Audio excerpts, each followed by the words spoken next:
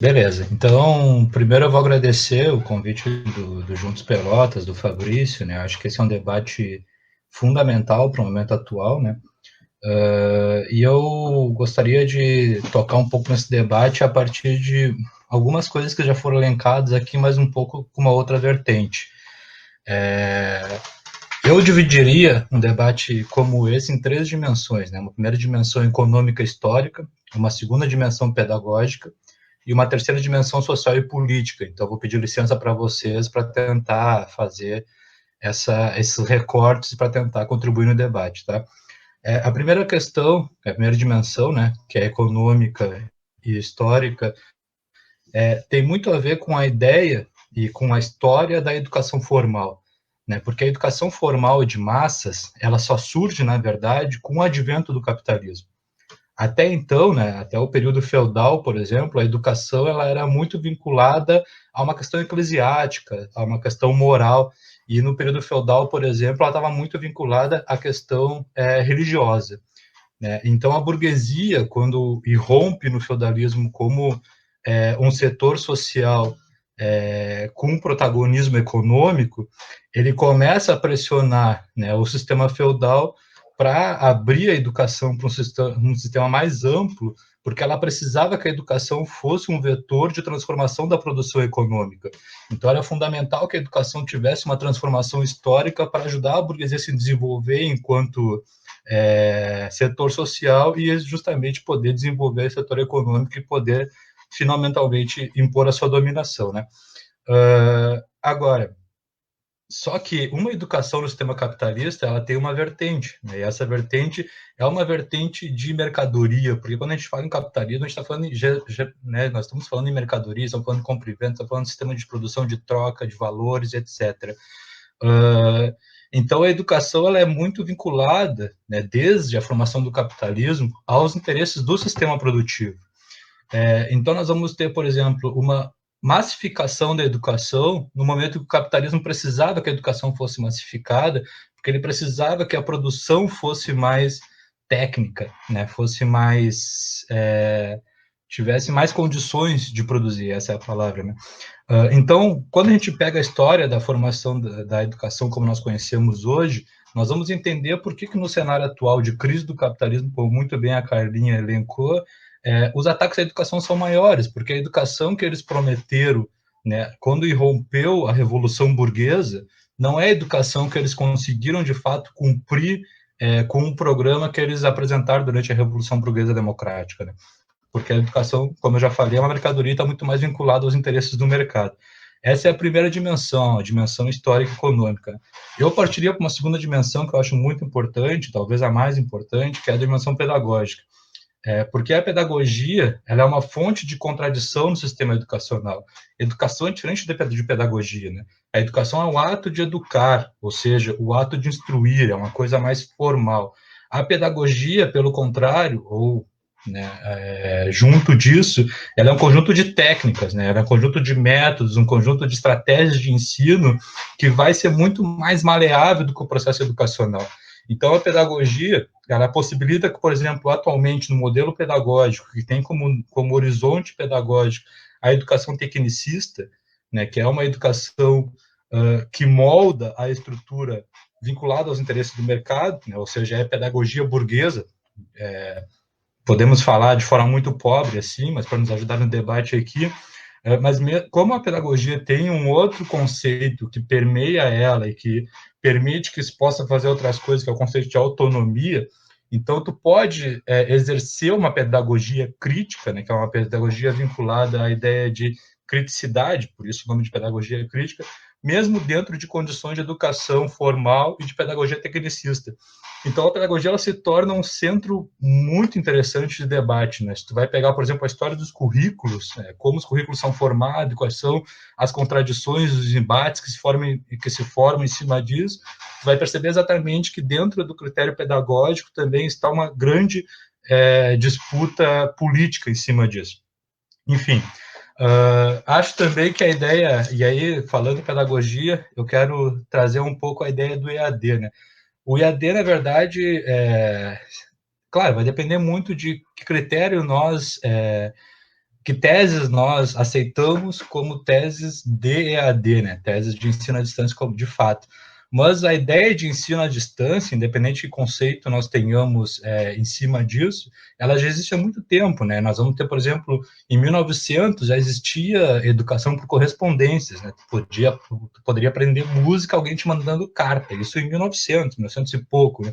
Com o tempo isso vai desenvolvendo, nós vamos ter, quando tem, por exemplo, o advento da televisão, vai surgir a ideia aquela dos telecursos, acho que todo mundo chegou, talvez a Júlia e o Efraim, que são os mais novos aqui da nossa live, não tenham chegado a acompanhar os telecursos, né? Mas nós lembramos lá que às 6 da manhã rolava os telecursos para a galera proletária mesmo, que tinha que trabalhar o dia inteiro e olhar o telecurso às 6 da manhã para tentar ter algum tipo de aprendizagem. Então, a ideia de educar à distância, não a educação à distância como a gente conhece hoje, ela sempre existiu, mas com o advento da tecnologia e com a tecnologia sendo o centro do processo produtivo burguês, a ideia do ensino à distância ela cresce enormemente, então ela vai surgir uma série de técnicas em cima dela que vai fazer com que, durante a história, ela se torne central, né? E esse é o papel que nós vivemos hoje.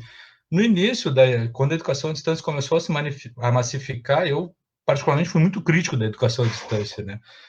Eu lembro que na reforma universitária do governo Lula, que eu acho que foi em 2005, nós era bastante crítico àquela reforma, a ideia da educação à distância veio muito forte em cima daquela reforma, né? Não é como a educação que a gente conhece hoje, mas já era um cenário passível de crítica ali. Com o tempo eu fui tendo mais paciência com a educação à distância. Eu acho que ela é uma fonte e ela pode ser uma ferramenta de fato que ajude a educação a ter outros tipos de níveis, porque querendo ou não, nós vivemos uma sociedade capitalista, então, de alguma forma, nós temos que utilizar os vários tipos de modelos educacionais que existem para trazer a teoria crítica em cima disso, né? Então, eu deixei um pouco do ranço com a educação à distância, para tentar entender mais ela e tentar ver como é que nós poderíamos exercer a teoria crítica, a pedagogia crítica em cima dela. Trabalhei no ensino à distância também há alguns anos na UFPEL, e foi uma experiência legal. Admito que foi uma experiência, por isso que até pela experiência prática eu perdi alguns ranços com a educação à distância, mas assim, ela é um mecanismo que exige muita tecnologia, né? Para te conseguir exercer um processo de ensino-aprendizagem mais sério no ensino à distância, tu precisa de tecnologia, tu precisa de capacidade de massificação naquela tecnologia. Quando eu trabalhei na UFPEL, o Michael citou, como era o nome do órgão mesmo? Acho que existe ainda até hoje, foi ali que eu trabalhei, era ali na Félix da Cunha, não me lembro o nome agora. Mas ali tinha milhares de computadores, tinha um espaço com câmera, com isolamento acústico, enfim, toda a estrutura possível que te possibilitava para te exercer a educação à distância. Então, ela exige, atualmente, ela exige muita tecnologia, muita estrutura, né? Agora, nas escolas, né, isso já é uma outra conversa, porque as escolas públicas, especialmente, né, elas representam, especialmente no momento atual, né, elas representam a educação, digamos assim, da década de 70 e 80 que está sendo abandonada, né, que é essa educação em espaços físicos, com uma estrutura de professores, de direção, enfim, uma escola como nós conhecemos, né, mas a burguesia tem abandonado tanto a ideia de escola convencional, como nós conhecemos, né, que durante o tempo isso foi se degradando cada vez mais. E em todos os sentidos, no salário, na estrutura física, na capacidade de acesso. Não é à toa, por exemplo, que nos últimos anos nós temos um nível de evasão extremamente alto, e cada ano aumenta mais isso, porque a escola deixou de ser um espaço atrativo, inclusive para a classe trabalhadora, né? E aí vou entrar numa outra dimensão, que é a terceira dimensão que eu falei, que é a social e política, que dialoga muito com essa segunda dimensão que eu falei, que é a dimensão pedagógica, né? Porque a educação, ela é, como eu falei, ela é um centro de processo formativo, tá? Então, tu entrou numa escola, tu vai aprender uma série de coisas ali. E aí vai entrar um processo de subjetividade também, porque o que tu aprende vai se encontrar com o teu processo de vida e certamente vai ter algumas coisas que tu aprendeu que vão te impactar. Então, 2 minutos, falei estabilizando aqui, eu vou terminar no tempo. Uma das coisas que podem acontecer, que acontece bastante, por exemplo, durante o processo educativo, né, da escola mesmo, né, a tua subjetividade ser mexida com algum tipo de conhecimento que tu adquiriu, e a partir daí podem surgir, e surgem durante a história, novos ativismos e novos ativistas.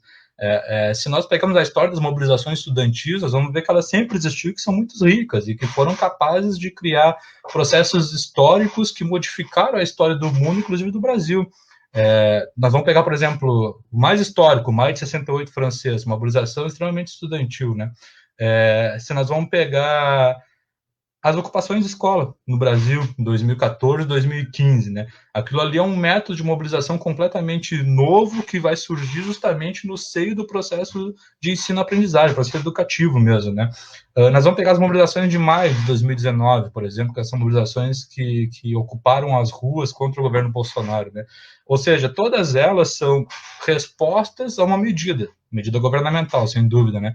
Mas todas elas surgem no seio do processo do ensino-aprendizagem. Então, assim, no cenário da luta de classes, é importante impor para a burguesia, né, impor uma derrota para a educação crítica, porque a educação crítica é ainda o que segura nas escolas algum tipo de autonomia intelectual. Então, o IAD, a ideia do distanciamento entre as pessoas, né, tem também condições de desmobilizar um setor importante da sociedade, que é o setor do movimento estudantil e o setor sindical, que pertence àquela comunidade, né? O setor dos professores, técnico administrativo, enfim, em muitos casos é um sindicato só, como CETER, né? Aí eu vou terminando falando sobre o Enem esse ano. Não sei se eu cumpri exatamente com o que me pediram, mas para terminar, né? O Enem esse ano, em 2020, ele tem a meta de atingir 100 mil estudantes, né? Essa é a meta do governo, 100 mil estudantes em 2020. E até em 2026, 100% do Enem ser completamente digital, né? Então, até 2026, acabar com o Enem presencial. Primeiro, quero separar em duas partes. Primeiro, o Enem 2020. Isso é completamente insano, completamente insano. As mobilizações para adiar o Enem têm que seguir, porque ela é muito real. E ela é tão real que os próprios setores da estrutura, da superestrutura, na verdade, do Brasil já se mobilizam para adiar o Enem. Então, já tem pedido no STF, já tem pedido da Procuradoria-Geral da República, já tem pedido do Ministério Público, vários secretários de educação de vários governos já estão pedindo para adiar o Enem. Então, assim, só tem a ideia de fazer o Enem. Isso só pode vir de um governo insano como é o governo Bolsonaro, que minimiza a pandemia, né, e que tenta normalizar o que está completamente anormal, né, que é o momento que nós vivemos atualmente, com uma ideia também de tentar dar uma resposta política, né, ao momento atual, que é a resposta política do governo de tentar manter a normalidade, proteger a economia e tudo mais que você já sabe. Então, assim, a ideia de fazer o Enem esse ano é uma ideia muito vinculada ao Ministério da Educação, que, a partir da figura do Entrave, né, é extremamente vinculado ao governo Bolsonaro, ou seja, essa ideia é retrógrada, essa ideia é meio idade média mesmo. Então, portanto, para eles não faz a mínima diferença. Para eles é uma pauta política, inclusive, fazer o Enem em outubro, porque eles querem mostrar que está tudo normal. Só que, assim, isso tem que mobilizar porque pode não acontecer. Porque, primeiro, tem dois problemas aí, né? O primeiro problema é epidemiológico, porque muitos infectologistas e especialistas da área da epidemiologia já estão dizendo que, como o distanciamento social não tem tido uma grande adesão, é possível que se torne imperativo que o isolamento social tenha um tempo maior. Então, já existe infectologista falando em isolamento social em 2021, né? Ou seja, esse é um debate muito presente no campo científico ainda. Então, fazer o Enem em outubro pode ser completamente impossível do ponto de vista epidêmico. E também tem um outro ponto, que é um ponto que principalmente a Júlia e o esqueci o nome do rapaz que falou para o primeiro lá, desculpa, já tocaram, tá? Que é justamente o ponto, o Efraim, obrigado, que é justamente o ponto da isonomia do Enem. E aí vou terminando, né? Primeiro que o Enem nunca é isonômico, né? Porque não tem como tu fazer uma competição de uma prova a partir de uma ideia de que essa prova pode ser feita de forma igual entre aqueles que tiveram mais condições e aqueles que tiveram menos condições. O Enem nunca isentou. Agora, no momento em como esse, onde a Carla e o Michael já apontaram de forma bastante clara as dificuldades dos estudantes de acessar as plataformas de ensino EAD, e esse EAD, entre aspas, que na verdade é mais um tapa-fúria que agora é outra coisa, né? Torna completamente impossível que aqueles setores mais populares possam, inclusive, fazer, né? Estar presente no dia da prova. Então, assim, é completamente absurda, né, de fazer o Enem. Muitos setores da burguesia, inclusive, não querem o Enem, né? Isso é uma ideia mais louca do setor central do governo. Então, é muito possível que, se essa luta tiver uma capacidade de ampliação, que de fato nós tenhamos uma vitória em adiar o Enem, porque não é só o lado de cá que está falando isso, né? Tem muita gente do lado de lá que também está querendo adiar o Enem. Então, assim, para terminar mesmo, pensar em fazer o Enem é completamente insano do ponto de vista epidemiológico e do ponto de vista educacional, porque já deixa desigual, muito mais desigual que já é desigual. Vou terminando por aqui. Não sei se o Fabrício vai entrar aí, se será mais ou menos isso que ele pensou, mas eu Isso vou aí, terminando e volto no fim se tiver alguma coisa a mais, beleza? valeu, Helder, obrigado.